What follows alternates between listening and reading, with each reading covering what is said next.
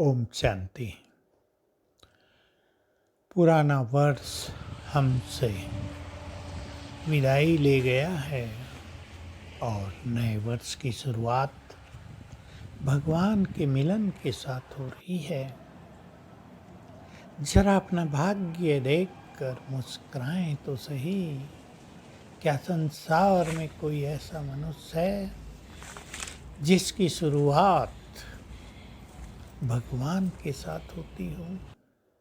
लोग तो सवेरे उठेंगे, जरा सी खुशी होगी, नव वर्ष आया, कोई छोटा मोटा फंक्शन कर लेंगे, पर उनकी खुशी वो क्षणिक। और हमें खुशी प्रदान करने के लिए रोज भगवान आते हैं। तो आज प्रभु मिलन का दिन भी है। हम सभी इस खुमारी में भी रहेंगे। यहो हमारे भाग्य है। भगवान से मिलन होता है, उसकी गाइडलाइन मिलती है, वे हमें जीवन जीना सिखाते हैं, अपना प्यार देते हैं, हमारी मुश्किलों को हर लेते हैं, हमें बहुत शक्तिशाली बना देते हैं। और इससे बड़ी बात कि विश्व परिवर्तन के कार्य में हमें अपना साथी बना लेते हैं। तो सचमुच हम बाबा के बच्चे बहुत भाग्यवान, बहुत महान, बहुत शक्तिशाली हैं। इस स्मृति के साथ हम बाबा का आह्वान करेंगे। सारे दिन में कई बार बाबा आ जाओ। बाप दादा को सम्मुख पाएंगे, उनसे दृष्टि लेंगे और आज के दिन को स्वर्णिम दिवस मनाएंगे। पुराना वर्ष विदाई ले गया है। जो कुछ हम उस वर्ष में ना कर पाए हो, इस वर्ष में करेंगे।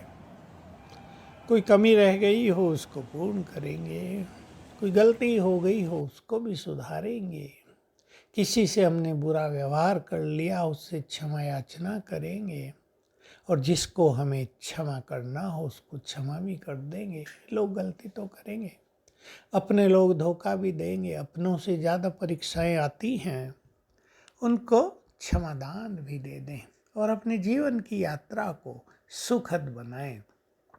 पास्ट में रहने से तो कुछ मिलता नहीं है। पास्ट का प्रभाव यदि मानस पटल पे छाया रहता है तो मनुष्य वर्तमान का सुख भी नहीं ले पाता। और उसमें विशेष रूप से अगर पास्ट की कुछ चीज़ों का गहरा प्रभाव हम पर पड़ गया है तो हम सुंदर विचार क्रिएट नहीं कर पाते, हमारी क्रिएटिव एनर्जी बहुत डाउन हो जाती है। इसलिए बाबा हमें तो रोज नया नया दे रहा है।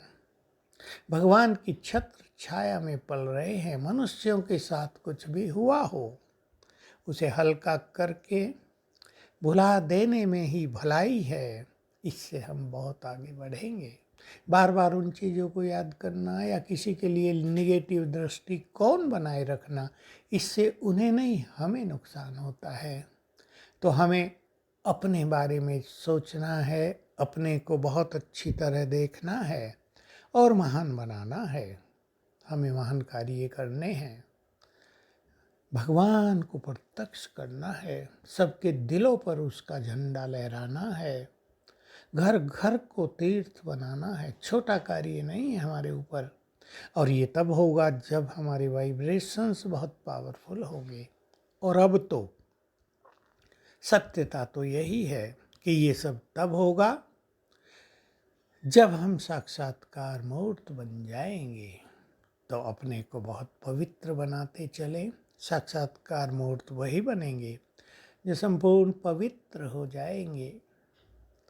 जिनको भी ये महान कार्य करना हो वो अपनी प्योरिटी में बहुत आगे बढ़ते जाएं।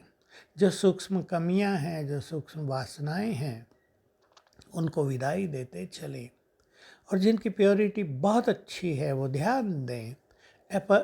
व्यर्थ संकल्प मन में रखना भी अपवित्रता है। चाहे वो अपवित्र संकल्प ना हो, ईर्ष्या के संकल्प, नफरत के संकल्प, तेरे मेरे के, मान शान के, परचिंतन के, कोई भी ऐसे संकल्प रखना भी हमारी पवित्रता की शक्ति को छीन कर देता है।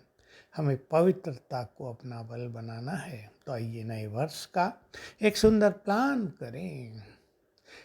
3 पॉइंट प्लान, लंबा चौड़ा नहीं, मुझे ये अचीव कर लेना है इस वर्ष में, वो मैं नहीं बता रहा हूँ। हर एक अपनी अपनी स्थिति को देखकर अपने 3 पॉइंट्स का प्लान बनाएं।